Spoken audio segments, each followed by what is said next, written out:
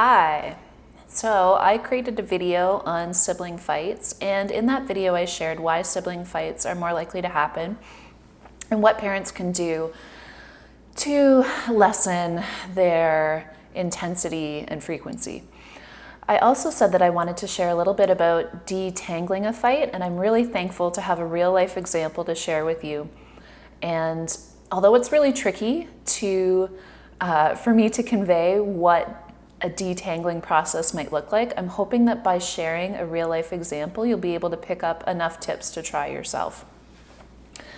And let me start by saying I have a lot of experience in helping kids navigate fights, and it's way easier to navigate fights when they're not your kids. It's really triggering when they're your own children.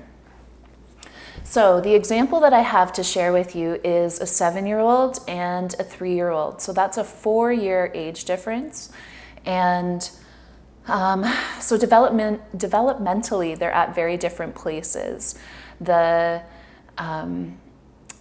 I think especially in terms of like what their needs might be and what sort of things they're working on in terms of like communication and how they approach things, very different needs. The 7-year-old used to be in school, is homeschooling this year, and has been transitioning to trying to meet her needs using different strategies than she would have used in school.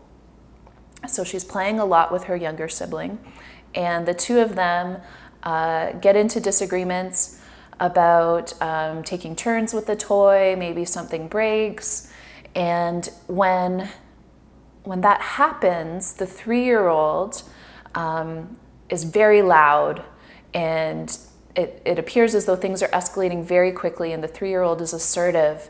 And really that makes sense developmentally, right? You would expect a 3-year-old to really have this deep need to be heard and understood, and that sense of autonomy and independence is really strong in her. So I think that's a tip that I would love for parents to know, is understanding where your kids are at developmentally is really helpful for you, because sometimes you can sort of say, you know what, that is an expression of what they're working on right now in terms of their brain development. I know that especially when my kids were in that toddler phase, I certainly could access more empathy when I sort of stepped back and thought, yep, that makes sense. That's what they're working on right now. But same is true for any child of any age, any person of any age. There's also the personality piece and understanding the personality and being able to tap into your adult empathy with that too.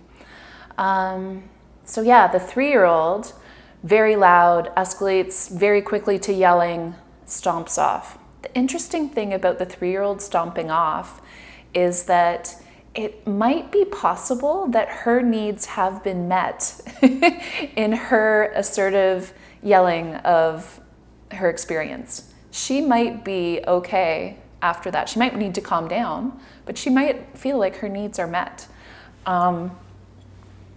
Sometimes when it's two siblings that are more similar in age and a little bit older, you might find that the fighting it continues to escalate. And when that happens, as a parent, I will come a little bit closer, like to show that I am here to support you. And I will break up a fight if things start to get violent. So if they're hitting one another or kicking one another or being hurtful in the words that they're using, I will step in and use my adult power in that situation. But with this 3-year-old, it's quite possible that she expressed herself and now she's fine. And the 7-year-old, after this intense outburst of assertiveness, really loud, the mom said that the 7-year-old, appears to have a need for her side of the story to be understood. And mom suspects that she's feeling frustration because the conversation just got cut off by the 3-year-old who left the room, frustration about what happened, and maybe even a little bit of shame because maybe the 7-year-old wishes that she could have handled things differently. So the 7-year-old is presenting herself as the one that you're going to start with in terms of giving empathy. Sometimes when both kids are there, you might have to make a choice about where to start giving empathy. It's usually the one that is like most intense, most loudest. I actually don't stop, I don't know if I made this clear, I don't stop expressions of feelings. Perhaps if I have a sensitivity to noise, I might try to say, oh, would you mind saying that a little quieter? But it might not be possible. If it's loud and quick, that might not be possible. But I don't feel a need to stop an expression of anger as long as it's not hurting someone. So the 7-year-old is the starting place, and mom is maybe feeling like the intensity of what just happened. Maybe for mom to have capacity to have more empathy, maybe mom needs a moment break. The 7-year-old probably has a bit of capacity to sit with her own unmet needs, especially if it's tightly defined. So you might be able to say to the 7-year-old, I would really like to listen to your side of the story, because we suspect that is part of the need that's really strong right now. I just need to get a drink of water and take a couple breaths before I listen. So then you can get yourself a little bit of time. The 7-year-old knows, okay, my turn's coming. They can probably sit with their unmet needs for a little bit. And then, do what you said that you were going to do. Take a couple breaths, take a drink of water, come and sit down.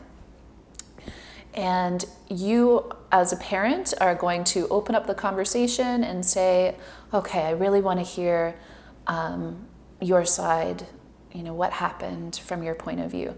And then, you're just listening, and you're really trying to connect with your child and understand their point of view.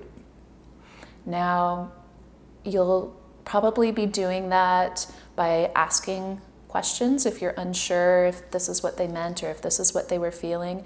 You're not trying to change what they're feeling. You're not trying to correct anything or show them where they're wrong. You're just trying to tap into what they're feeling. And you'll notice if you're doing a decent job of that, because they will probably start to relax a little. They'll slow down. There'll be some big pauses as they consider what they're feeling, or as the feeling moves through their body. They might not be saying anything in that moment. They just might be feeling. You'll also notice that you're doing a good job of giving them empathy, because they might start to switch the topic.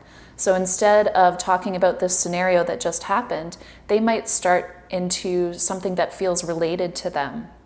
Maybe something that happened last time or something that happened earlier that day.